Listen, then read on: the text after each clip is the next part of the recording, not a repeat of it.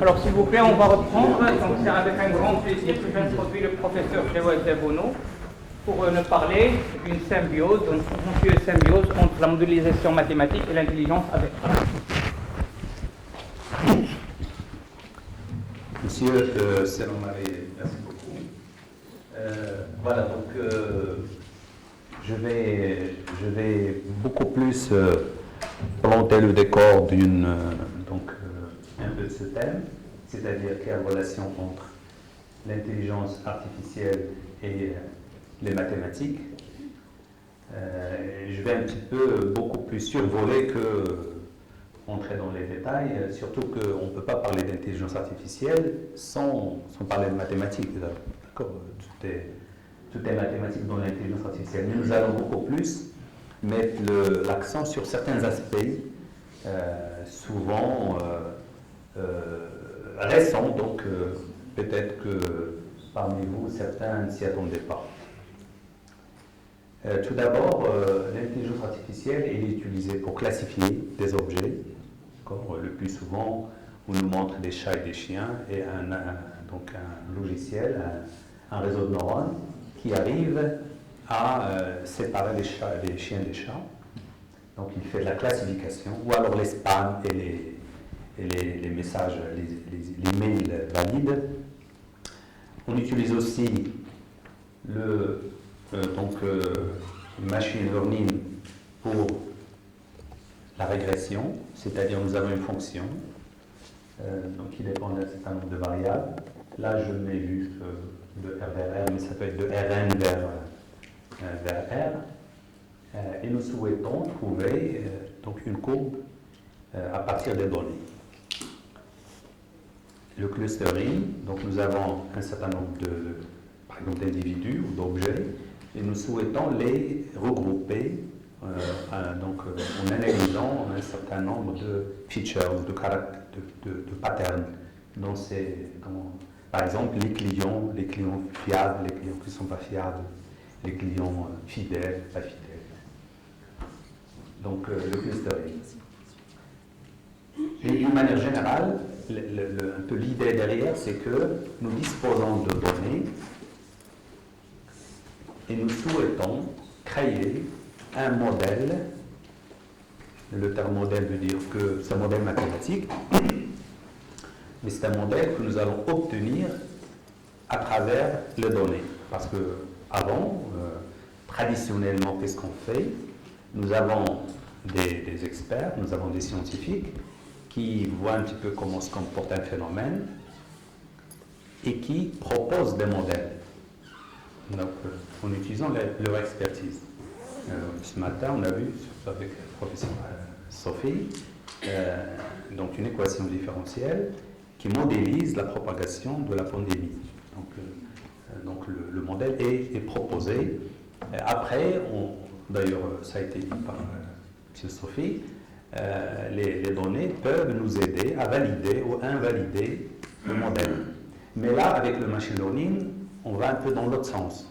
Nous disposons de données et à travers les données, nous créons le modèle. Par exemple, nous avons les données de l'infection au Maroc, pour prendre le même exemple de professeur Sophie, de la pandémie, le nombre d'infectés par jour, etc., et du susceptible et de recovered, etc. Donc on a des données pendant 6 mois.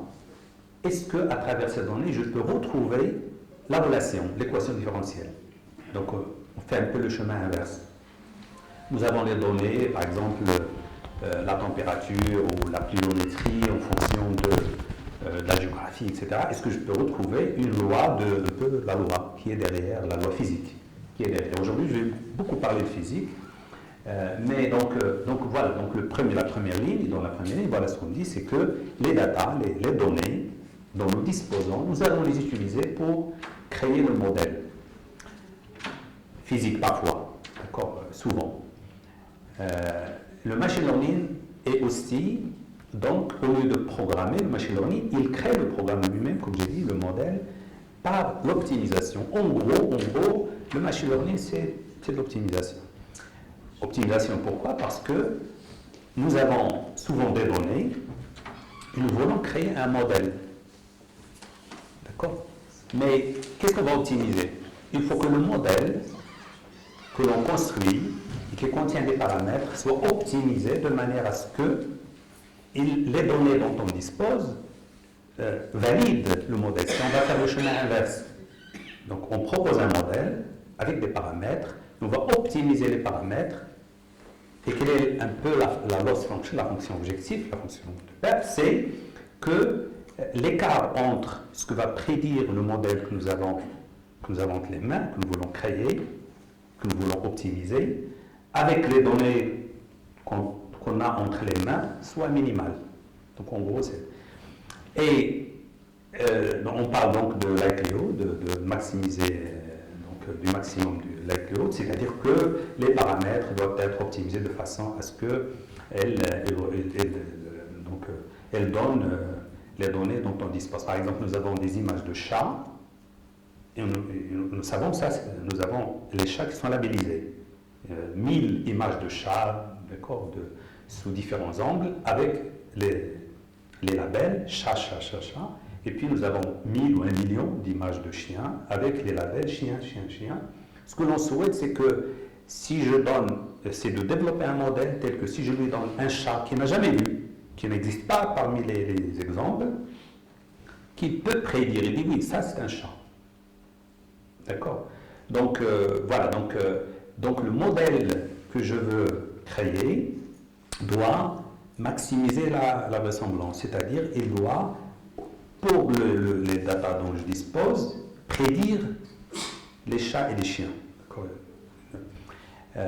Mais au-delà, bien sûr, là, pour parler un peu en termes mathématiques, nous avons donc un problème d'approximation, mais aussi qui doit être suffisamment précise, d'accord, qui va me donner les chats et les chiens.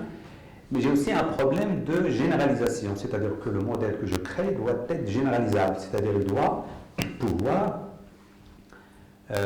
prédire un chat qu'il n'a jamais vu, qui n'existait pas parmi les exemples. Et puis, donc, quand je dis généralisable, là, qu'est-ce qu'on va faire? Le problème d'optimisation dont j'ai parlé au début, il faut le régulariser. Il faut le régulariser. C'est-à-dire, ce qui m'intéresse, ce n'est pas seulement que le modèle suit, c'est un peu comme lorsqu'on fait une interpolation polynomiale, où je ne suis pas obligé de suivre les données, les points, parce que ce qui m'intéresse, ce n'est pas apprendre les points, mais apprendre les concepts qui sont derrière les points. C'est ça un peu la notion de généralisation. Donc on va aller doucement. Donc, il y a aussi donc, des probabilités, des statistiques. D'ailleurs, quand je parle de maximum de likelihood, de vraisemblance, c'est que je parle un peu de statistiques et de probabilité. Donc c'est un terme. Et normalement, en termes probabilistes, un réseau de neurones, il doit augmenter, doit maximiser la probabilité de prédiction des exemples dont je dispose. Et puis il y a de l'algèbre linéaire. Pourquoi? Parce que finalement, les données que nous allons manipuler, on les présente sous forme de tenseurs, de matrices de vecteurs, disons, multidimensionnels, et on fait des opérations. Donc pour manipuler les données, on va faire des opérations matricielles, souvent, le plus souvent. Sachant que, bien sûr, on injecte des non-linéarités parce que la réalité n'est pas forcément linéaire. Donc l'exemple dont j'ai parlé, donc nous avons des images de chats, des images de chiens, et nous voulons créer un modèle, donc un réseau de neurones, c'est un modèle, qui va prendre une image de chat. Quand je dis une image de chat, c'est un vecteur. Pourquoi? Parce que les images, c'est des pixels, et ces pixels, c'est des valeurs avec 3 couleurs, donc les valeurs pour les 3 couleurs. Donc je les retransforme un petit peu. Dans les langages du machine learning, je crée des vues, des views, d'accord, des vues de données, qui représentaient dans l'histoire d'un tenseur, d'un vecteur, et ce vecteur va constituer l'entrée du réseau de neurones qui va être manipulé, on verra après rapidement. Et puis il doit créer le concept de chat, pas de chat, parce que le chat n'existe pas, un chat n'existe pas, mais il y a le concept de chat. L'humain, il est intelligent parce qu'il manipule les concepts, pas parce qu'il manipule les données.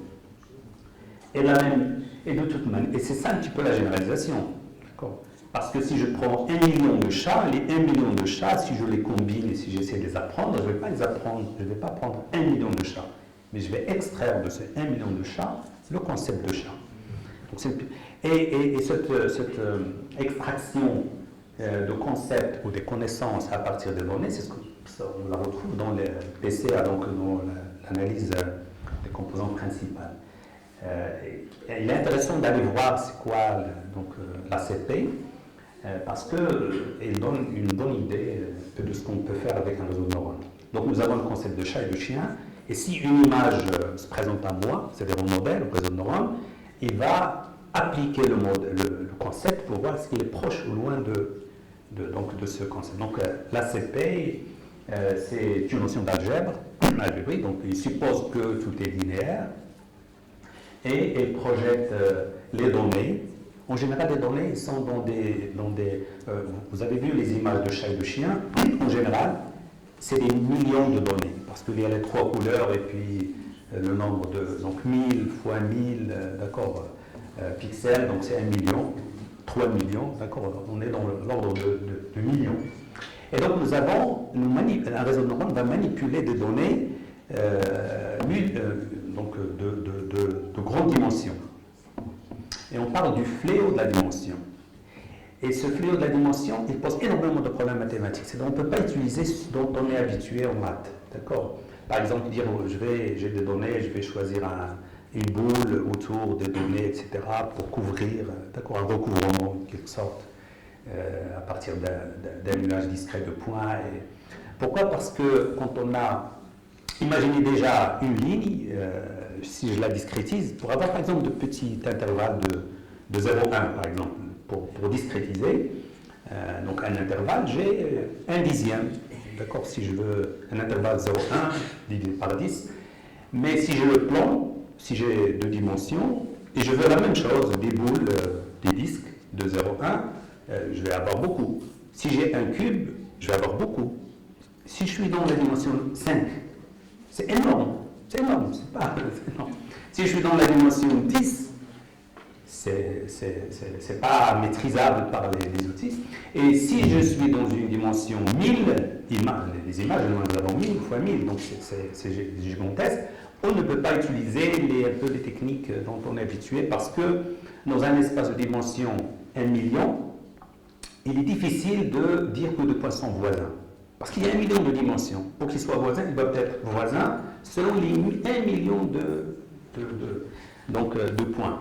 Et donc, pourquoi l'ACP ? L'ACP, il va prendre les images de chat, par exemple, il va dire, même si les données se trouvent dans 1 million, même si j'ai un chat qui est décrit par 1 million de données, 1 million de pixels, moi, tous les chats, finalement, ne se trouvent que dans un petit espace au milieu de ce 1 million. Je n'ai pas besoin de tous les pixels pour comprendre, pour savoir que c'est un chat. D'accord ? C'est-à-dire, les coordonnées utilisées, les variables utilisées ne sont pas les bonnes. Donc, le machine learning, donc en machine learning, nous allons essayer aussi de découvrir des modèles, des coordonnées pertinentes. Des coordonnées pertinentes. Voilà, donc l'ACP permet de faire ça, parce qu'il projette sur là où on a le plus de variabilité, etc. Donc, je ne vais pas entrer dans le détail, mais c'est un petit peu cette idée qui... Donc, le réseau neuronal, il a cette forme en général, mais bien sûr avec beaucoup plus de... J'ai mis 4 neurones en entrée, mais normalement un chat, une image de chat, ou une voiture quand elle roule, quand elle circule dans une... Et il prend des images, d'accord, des vidéos. À chaque seconde, il va prendre une image de grande résolution, parce qu'il doit voir l'environnement dans lequel elle se déplace. Et donc, au lieu de 4, imaginez que nous avons 1 million. Et puis, nous avons des opérations, et à la fin, j'ai une sortie. Donc, le réseau doit, normalement, une fois qu'il est entraîné, parce que je propose un schéma, j'entraîne le schéma, et après, j'obtiens un réseau de neurones qui permet de prédire est-ce que c'est un chat ou un chien dans le cas de la classification. Bien sûr, dans d'autres cas, il faut imaginer autre chose. Donc, les données brutes, comme ça, que l'on obtient, ne sont pas bonnes. Donc, on va voir comment les gens vont manipuler ça. J'ai dit l'ACP, mais l'ACP, ce n'est pas très performant non plus. Mais c'est un bon point de départ. D'accord. D'ailleurs, ce qu'on va proposer ressemble un petit peu à la CELPUL.